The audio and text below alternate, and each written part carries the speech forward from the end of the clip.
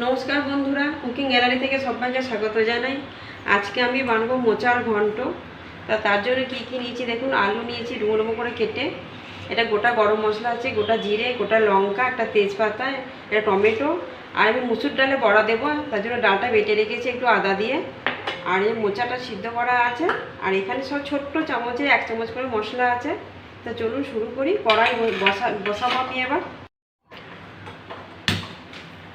কড়াই বসালাম, এবার বড়াটা ভেজে নেবো। বড়াটাতে আমি একটু আদা দিয়ে ডালটা আমি ভিজিয়ে রেখেছিলাম আগের দিন রাত্রেবেলায়, তো আদা দিয়ে আমি বেটেছি, আর একটুখানি জিরের গুঁড়ো দেবো সামান্য।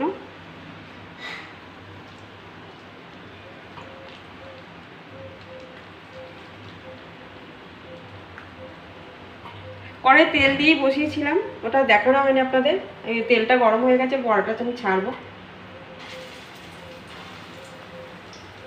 এটা একটা অন্যরকম খেতে হয়, খেতে খুব ভালো লাগে।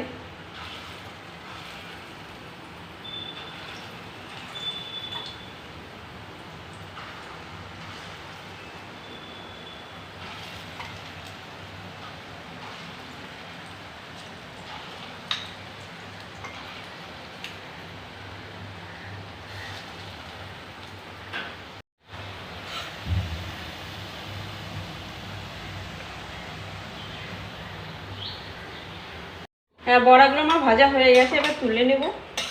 লাল লাল করে ভেজে নিয়েছি।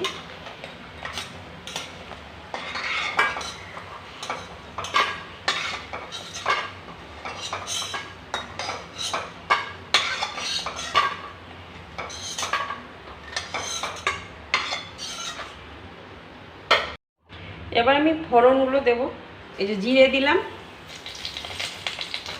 তেজপাতা দিলাম, একটু গোটা গরম মশলা থেতো করে রেখেছিলাম দিলাম, আলুটা ছেড়ে দিলাম,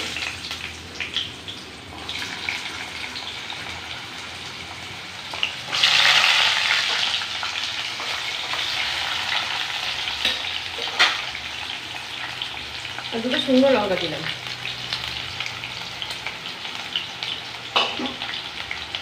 ভেজে নেব।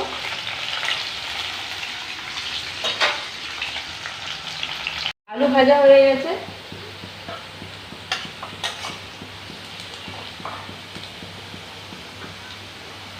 এবার আমি মশলাগুলো, এখানে আছে ছোট্ট চামচের জিরের গুঁড়ো, লঙ্কার গুঁড়ো, হলুদ গুঁড়ো, ধনে গুঁড়ো, একটা বাটিতে মিশিয়ে নেব। এই টমেটোটা দেব,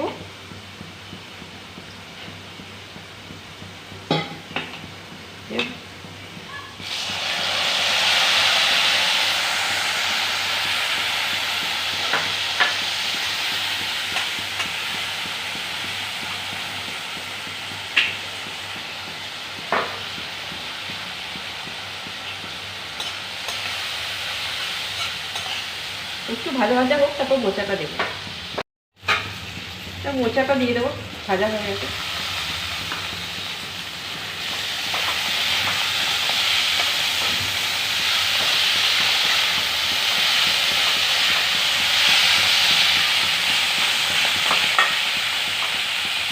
এখানে জল লাগবে।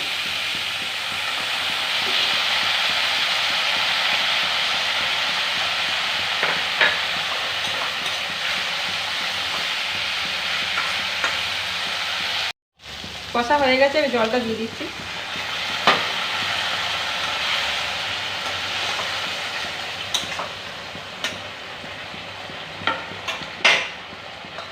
আর একটু দেবো জল, এবার ঢাকা দিয়ে দেবো।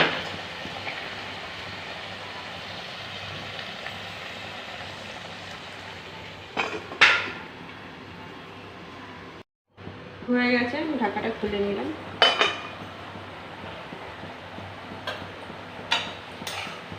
এবার আমি বড়াগুলো দিয়ে দেবো।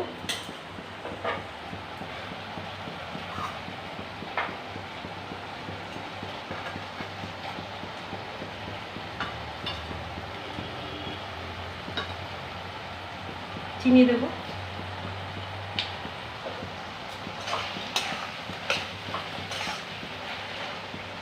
এটা আলু সেদ্ধ হয়ে গেছে।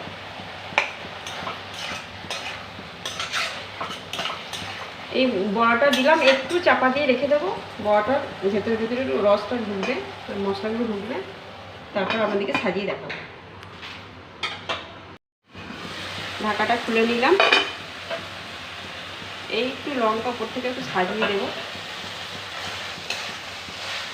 তার জন্য দিলাম। আর এই বড়াটাও রেখেছি সাজিয়ে দেবো বলে।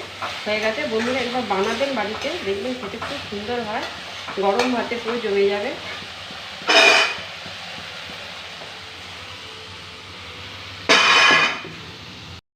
হয়ে গেল আমার মোচার ঘন্ট। আপনারা একবার বাড়িতে বানিয়ে দেখবেন কেমন হয়, খুব সুন্দর হয় খেতে। ভিডিওটি ভালো লাগলে অবশ্যই লাইক করবেন, কমেন্ট করবেন, শেয়ার করবেন। নমস্কার বন্ধুরা।